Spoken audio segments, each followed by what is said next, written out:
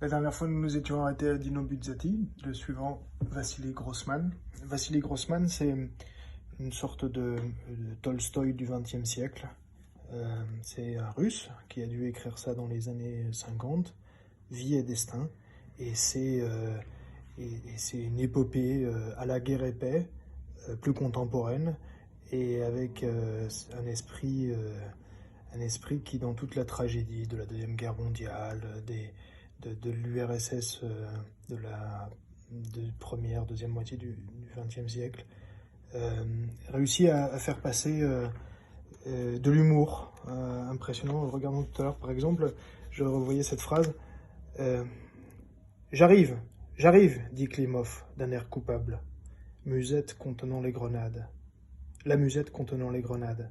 Il avait des gestes délicats, comme s'il craignait de faire mal aux objets. Et voilà, ce type de phrase dans un roman qui parle de la tragédie de tout un pays-continent, c'est un très très très grand livre.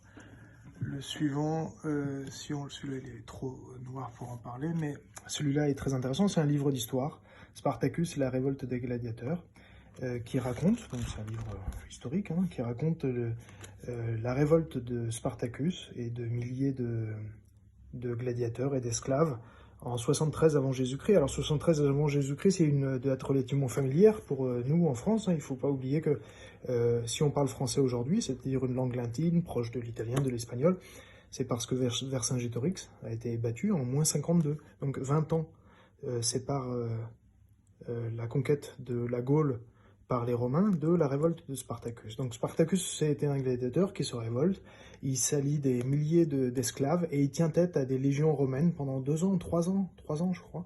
Il tient tête aux Romains qui ont vraiment cru que cette sorte d'ennemis de l'intérieur, à savoir leur horde d'esclaves révoltés, allait mettre à bas ce que les barbares n'avaient pas réussi à mettre à bas, à savoir l'Empire romain.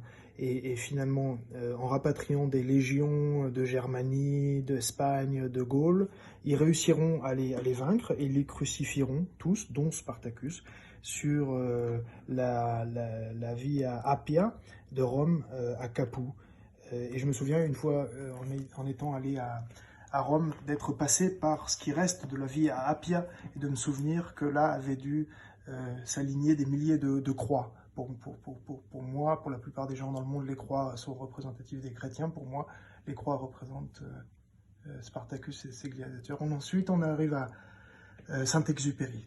Saint-Exupéry, bien sûr, le grand classique, l'universel, Le Petit Prince, dont on dit que c'est un conte pour enfants, mais que Saint-Exupéry avait voulu faire quand même un conte philosophique qui est quand même joli et bon à lire, mais de mon point de vue, c'est pas le meilleur de Saint-Exupéry. Le meilleur de Saint-Exupéry, c'est les autres livres que j'ai ici. Alors on a par exemple Pilote de guerre qui raconte la débâcle des Français face aux Allemands en 40, qui a été une bataille absolument terrible. Et donc Saint-Exupéry la raconte du point de vue d'un aviateur de guerre. Et c'est une sorte de journal de guerre saisissant et avec la prose de Saint-Exupéry qui est une prose acérée, une prose d'aviateur qui va à l'essentiel, qui souffle vite et c'est très très très impressionnant.